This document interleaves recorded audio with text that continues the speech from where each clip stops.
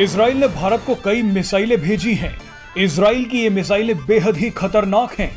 दुनिया के करीब 38 देश इजराइल की इन मिसाइलों का इस्तेमाल कर रहे हैं, लेकिन भारत को इन्हीं मिसाइलों का सबसे खतरनाक वेरिएंट भेजा गया है।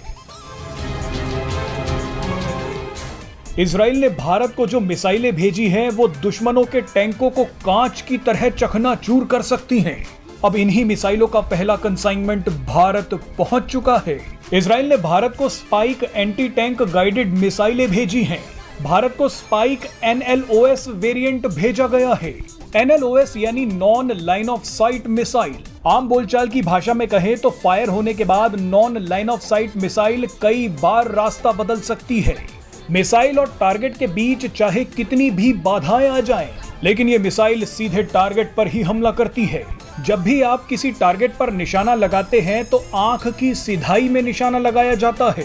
इसे लाइन ऑफ साइट कहा जाता है। लेकिन इजराइल की स्पाइक NLOS मिसाइल वहां भी पहुंच जाती है जहां आप सीधे निशाना नहीं लगा सकते।